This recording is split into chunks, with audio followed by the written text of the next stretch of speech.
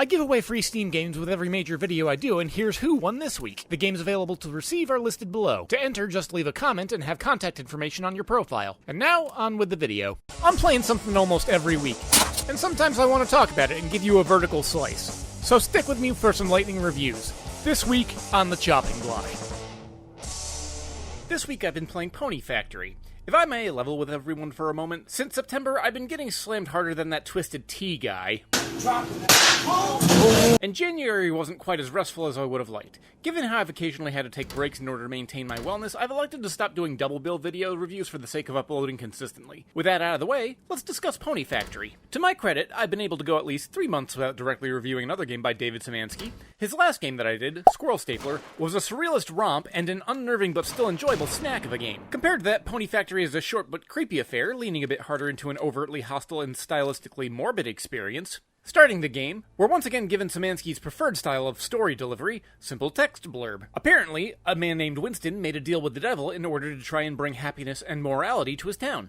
I believe you play as Winston's son, whose goal is to dive into the heart of the building where monstrosities born of good intentions are born to wreak havoc. Starting up the actual gameplay, the first thing you'll notice is the monochrome art style, which, like watching political news, excels at relaying a sense of the ominous and the foreboding. Very quickly, you're given your only weapon for the game, which seems to come in the form of a kind of machine pistol. Now, I'll admit, I initially struggled in the first couple rooms of the game. I thought that some of the controls were broken, and, due to my familiarity with David's previous games, I briefly thought that the coding for pickups had messed up. What I discovered after some experimenting was that this game bucks the usual boomer shooter trend of just having you automatically pick up ammunition or health packs. In a subtle touch that I find superb at making you pay attention to your environment, you have to manually obtain additional ammo or health as you navigate the equine production line. Making your way deeper into the horse assembly facility becomes a little bit easier as you start to encounter environmental hazards and a second enemy type. After you get a ways into the game, you'll also start to encounter a couple environmental palette changes that inject a little bit of color, along with a sense of the unnerving. Now, while my overall impressions of Pony Factory are positive, I will say that this was the game that I started to point out Szymanski's design philosophies that are starting to become consistently observable from game to game. Not that I'm growing bored yet, but I am starting to become attuned to his particular game design formula.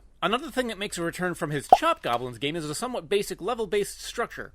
It's fairly linear, and your overall goal is to keep delving deeper into the hoofed creature sweatshop, with you having to find the doorway that brings you down to the next level. Finally, I must draw attention to this game's overall length. I am by no stretch of the imagination a speedrunner, and I've probably spent about 10 minutes just messing around with settings and experimenting with a few mechanics of the game in the first couple rooms. With that in mind, the entirety of my playthrough took maybe 45 minutes. 45 minutes that I did enjoy, but also once again brings up that ever-so-spirited debate of cost versus time value. The final boss fight was also just kind of annoying and formulaic.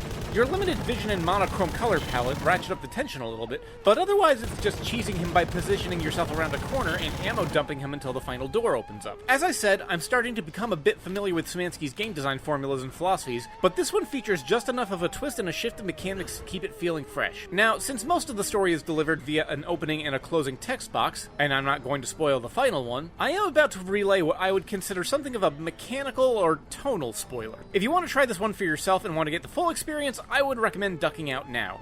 If you're not certain or unaffected by such revelations, go ahead and stick around. Diving into the final basement room of the Clydesdale Industrial Facility, I encountered what I thought was going to be one of those gallows humor endings where you end up having to dive into machinery thinking that you're completing your goal, only for it to end with you turning into nothing more than another cog in the machine, or indeed processing material for the Philly Forge. What I wasn't expecting was for you to be able to go into the final machine, effectively grab the magical source behind everything, and then your goal is to get yourself back out of the building, right along the same course that you just took.